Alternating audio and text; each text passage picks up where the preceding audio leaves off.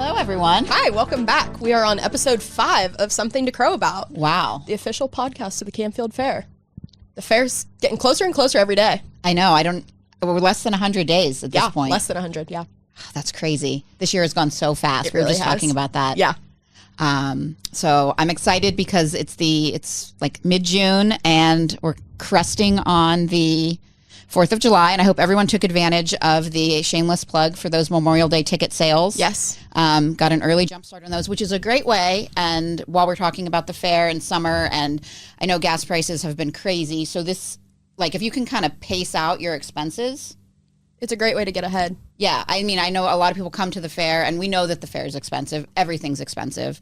So if we can just sort of plan it out, I think it makes it easier for families, people on a fixed income, grandparents who want to treat their kids. Like, this is a great opportunity that the fair does to kind of let you plan out your expenses. Yeah, and get excited about the fair in May. Yeah, I mean, for sure. Yeah. Go ahead. You were I was going to say, something. exciting conversation today. Yes. The 4th of July is right around the corner. Yeah, and America's 250th birthday. Yes. So big deal. We're excited to celebrate it at the Fairgrounds. 100%. And we have with us the woman in charge of it all and in charge of all the fairgrounds. So some of you may have met her in previous years and introductions. So Skye Tancer, Canfield Fair manager, is with us today. So we love Skye and we get to work with her all the time. Yes. So this will be a little more conversational, but you have been on board since 24? Just a year and a half into this. So yes. Is 24 right? Yes, okay. October of 24. Okay. So this will be your third. I mean, you were a little bit around for the 24th. Yes. 2024 yes. fair. Last year was my official first fair. Yes, and this will be my second. Nice. Yeah, that's awesome. So how's it been? It's exciting. I coming from the military and being a part of something that is community driven, it's heartwarming, and it's an honor to be a part of it. That's great. And that has to make this fireworks show. I know you've sort of wrapped your arms around it. The fair took it on last year, so you were like really new to that. And that was prior to the fair board taking it over. The city of Canfield and Canfield Township had sort of wrapped their arms around it, and it was part of their festivities. And then they decided that some folks were going to retire, so they offered the event to the fairground or to the fair board because it had always been at the fairgrounds. That was part of the donation and like the charitable contributions. So last year was the first year, and now this year, we got a hot minute to plan for 250, which is the big one. Yes, it's exciting, and it is for free this year. So it is. I'm excited that the board has embraced the community and offering this to the community for free. And that's something we really want to highlight, because in previous years there was a per carload fee or a per person if you walked in fee to see them, and this year it's completely free. And Skye, like, you really I was in meetings and you really championed for that to happen. So everyone who's coming free, thank this lady right there. And also thanks to some community partners who have helped sponsor and put that on as well. But as a veteran, what does 250, the fireworks, the fair, like, it's a lot. Like, it's a lot of community. It's a lot of good stuff. Celebration, yeah. Yes. Having served in the military for 23 years, I have traveled the world. I've served in Iraq and Afghanistan. And the one thing the military quickly teaches you is the pride for America and how special our country is. And when it comes to our freedoms that we sometimes take for granted, I don't know how to put it into words other than I get emotional. I think every veteran gets emotional when it comes to patriotism and Independence Day. And you think about the sacrifices made and the families that carry those sacrifices to the ones that didn't make it home, and that you appreciate community more and the simple things in life. And I think that not only does Independence Day, but the Canfield Fair alone is kind of the fabric of our nation.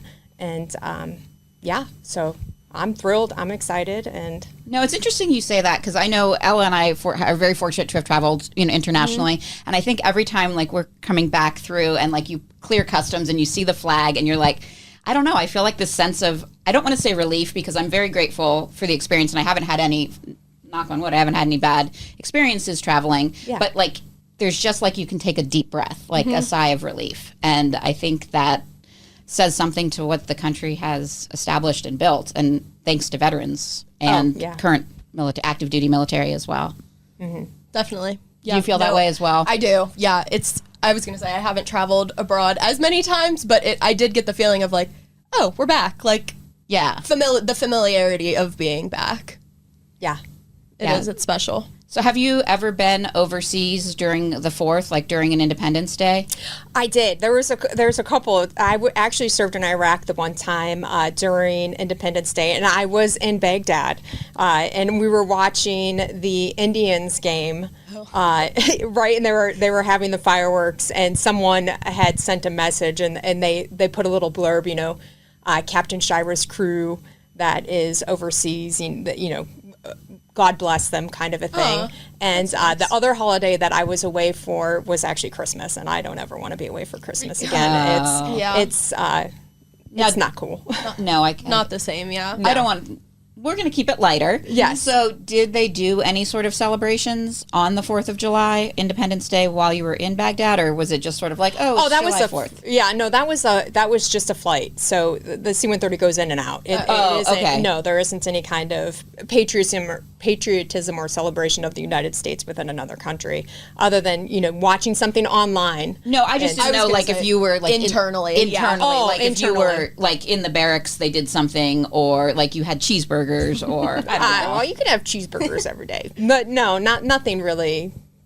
At the time that I was there, I was just curious, like if they. I know the other countries don't really care that it's our birthday. Right. Yeah, no, it was a sandstorm. It was a very unforgettable moment. Yeah, so I couldn't imagine. Anywho. Oh, well, I've been in a plane and flown over fireworks before, which is cool. Yeah, it's a different perspective. I've seen videos. I have not been in the plane, but I've seen videos. Yeah. That's really interesting. It is. Yeah. So, talking about fireworks and seeing them, tell us a little bit about what we can expect for this year's show, because we are once again working with our friends at Pyrotechnico. Yes. So at the Canfield Fair, we'll have a variety of vendors, and we'll have some live music, and it'll be a 20-minute presentation, and we welcome all families and lawn chairs and cars and just community getting together and enjoying the bangs and booms that happen with the fireworks and lighting up the sky. Yeah, this is on Friday, July 3rd also. It is. The gates open at 5. So it's a whole festival, which is nice. And it kicks off the weekend. Mm-hmm. So I think I like it on a Friday. I was going to say it kicks off the holiday weekend. Because I think a lot of people are going to have that day off. I think that's the national holiday. It is, and if you don't, I think most people are going to work a half day if they can, and then go from there. But it's funny you say the show is 20 minutes long, because I'm on a different committee, and we talked about fireworks, and we're talking about the ideal time for a show. And when you talk about 20 minutes and you think like, well, that doesn't sound like it's long enough. Like our bang for our buck, pun intended. Right. We know I love a good pun. Right. Isn't there. But the fireworks companies are saying, no, really, like 18 to 22 minutes is your sweet spot, because after that, you're bored. Right. You start losing people. It's Yeah. There's only so many oohs and ahs. And whistlers and bangs. Right. But less than 18, and you're like, oh, was that worth leaving the house for? Right. So, but I think the fair has done a nice job of making sure that there is a reason to leave the house, because you talked about vendors. So obviously there's going to be some concessionaires that will be charging for food. That's, a given. But there's a lot of free events. So I know we have Leanne Binder, and her band will be there. And then also the house band is going to be performing. So they will be the free entertainment, and then there's also free activities for the kids that you've lined up. Yes, we'll have a bounce house the same as we did last year. That will be for free. Yeah, and it's a couple different ones, right? It's not just one. Yeah, so like anytime I think you can get your kids out and not be like, well, you only have $10 or you only have 2 tickets. Right. This is just it's as much as you want. It's a great family event. Mm-hmm. Yeah. And then we also have Birdfish Brewery. Yes, they'll be in the government building. Yeah. So if you want to have a little drink or, have a beer or two, that's going to be an option. And it's nice because they're a local craft brewery, and they do a lot with hops and grains from, I'm going to say the region, because it's not just Columbiana and Mahoning County, but I think it's definitely Ohio. Mm-hmm. Yes. Yeah, so, they're great to work with. Really keeping it local and family friendly and all that stuff. So, so we're in the thick of it for planning wise. Do you want to talk a little bit about like behind the scenes, what goes on, and like, you know, how do you put on a firework? I know, but as the general, I know how to put. We've learned how to put on a fireworks show, but like, what's something you didn't know going into last year that you were like, oh gosh, I had no idea we needed to do this? Right. Well, of course, the expensive fireworks. That's first off, but the logistics behind it, the staging of the fireworks and the safety parameters around that, working with the local fire departments, working with the local law enforcement, and the grounds. There's just so many moving parts that come into play. The electricians that are setting up the vendors.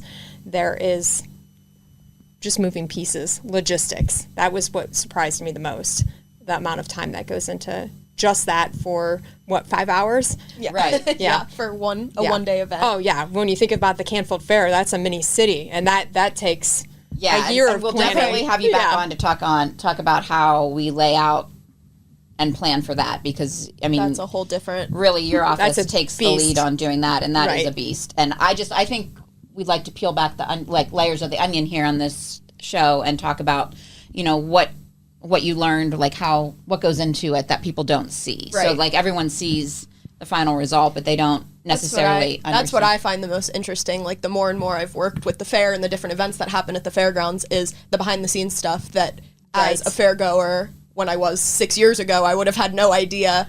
Right. Just walking through the midways, what.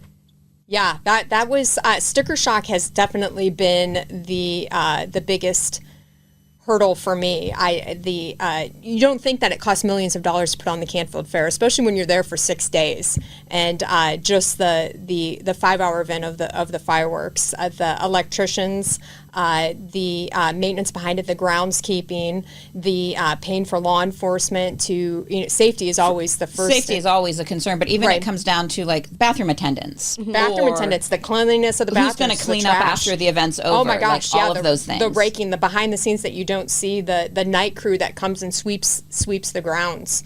There's just so many moving parts. Yeah, the logistics are really what. I don't know. It's what really I think is fascinating. I was going to say, we like to learn about that. Yeah. The community logistics, the EMS, they have strategized and planned and have so many people that there's a written plan of attack when it comes to security and what are they safety. most concerned about? Is it like a firework explosion going awry? Is it something crowd control? Like what is EMS's? I know all of those things are a priority, but what are they?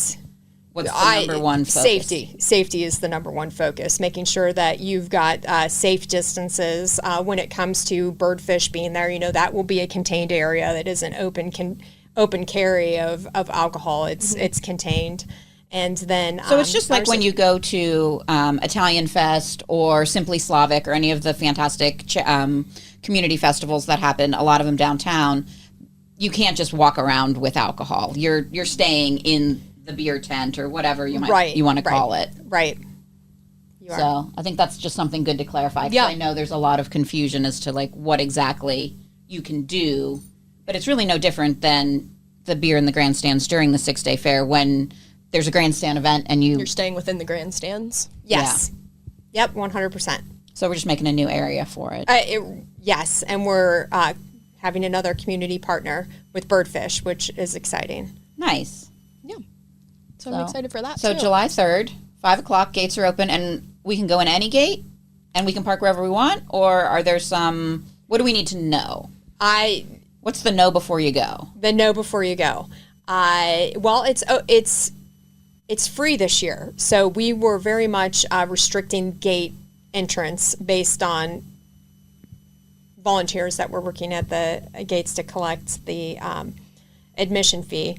But this year, I think that really it's just paying attention to the parking attendants and parking where they're directing. So the main gate's on 46 that you always use, and then, of course, can we come in gate 5 right off of... Gate 5 off Fairgrounds, 2 and 3, and then gate 9... Yeah, so I'm assuming 46. there'll still be parking attendants in the vests. We're going to look for those friendly faces. Organizing people, and sort of following their direction. It's not just to pull in and park wherever you want. Yes. Okay. Yeah. keeping it organized. And can we bring in outside food if we want to have a little car picnic? Or Yeah. Okay. There's nothing stopping you. It's a free event. Awesome. All Good to know. Great. And of course, there'll be lots of both sweet and salty and all of our fair favorites. Can you? Oh, of course. Can It's you? almost like a preview day for the fair. That's a good way to put it. Yeah. Can you tell us anyone who's gonna be there vendor wise? Is your favorite gonna be there? My favorite milkshake's going to be there. There's a banana milkshake that I really like. They'll definitely be there. Because last year when we were charging per car, we had over 2,000 cars. We did. So I mean, this year it's free. That's a lot of. Expecting volume, yeah. I certainly hope so. It's a great community event to help celebrate our 250th and approaching our 180th at the Canfield Fair. That's what I think it's so fun and interesting that the two overlap, like that it's 180 of the Canfield Fair, like a big year for the fair and a big year for America. And I too. think it's crazy that it's 70 years difference. Right. Like it's one person's lifetime. Like a person could have been alive when the country, like when the Declaration of Independence was signed, and also Went to been the at the first first Canfield Fair. Yeah, and it's that's crazy. Like when you put it in perspective like that, it kind of blows your mind. It really does. That's so.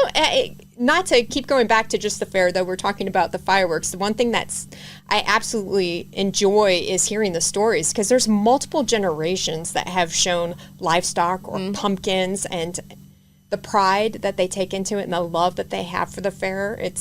That's one of our yeah. favorite Everything the things, United too. States is Yeah, about. and actually the last episode we did was a mother-daughter combination talking about, so that's multi-generational right there. Right. Everything that they did. But yeah, you're right. It's the stories behind it. But until you think about that, like, it's crazy. And I know you're doing the fun facts. Yes, that's what I said. 180 facts. I've been learning so many facts. I'm doing 180 facts ahead of the 180th Canfield Fair, and just the amount of research going into looking at things. And like the Canfield Fair was established as the same year Mahoning County was established. So like as soon as the county was a thing, so was the Canfield Fair, and they have not had one without the other, which I think is really interesting. And I've learned so much from my fun facts. And Do you know why it's the Canfield Fair and not, like, while I know it's the technical name and the legal name is the Mahoning County Fair. Agricultural Society. Yeah. And the Mahoning County Fair. I believe because... But we goes by the Canfield Fair. Because Canfield was the largest... What was the county seat? Yes, in Mahoning County. I know it was because had something to do with Canfield being the largest. All right, viewers, we're tasking you, viewers and listeners. No fact checking. No fact You need to fact checking check today. us and No fact let us checking know today. why. But I know Canfield was, and then it moved to Youngstown Oh, okay. because of the courthouses. So, like, the county courthouse at one point in time was in Canfield, and it was the hub Gotcha. of Mahoning County. Maybe that'll be in my next Fair Fact video, so keep an eye out. There you go. I'll have to do some research. But July 3rd, free, gates at 5 o'clock, food vendors, free music and entertainment from Leanne Binder and the house band, free bounce houses and activities for the kids. Kids entertainment, yep. And then fireworks at, we're saying dusk. So like 9:40ish. 9:45, I think, is what we are saying, yeah. Yeah, so I think like my peak time to get there would probably be like 6:30ish. So I could Get see some something to entertainment, get something to eat, get situated, and do that. Yeah. But that's just Yeah. me. No, and I think that's a great way. I mean, come in, park your car, leave your car parked, but then you can grab something to eat. They'll have tables that you can watch in Yeah, the front tables of and the benches will band. be out, correct? Yeah. Yes, and the picnic tables. Yeah. Yep. So take time away from your car and then head back to your car to watch the fireworks. Yeah. And there's still opportunity for sponsorship of this community event. Yes. Always. There's always opportunities for sponsorship. Always. Especially from this side of the couch. Yes. Yeah. But Skye, thank you so much for being Thank here. you for and having me. Thank you for your service to the thank you. country Yes, and thank you your for your service to the service. fairgrounds and everything that you're doing to make the fair special and kind of put your spin on it as we move into this next phase of the fair. And we've got some special things planned for 180, and we definitely want to have you back to talk about that. And we hope you'll join us again soon. So thank you. Awesome. Yes. Thank you so much for having me. Thank you. Bye.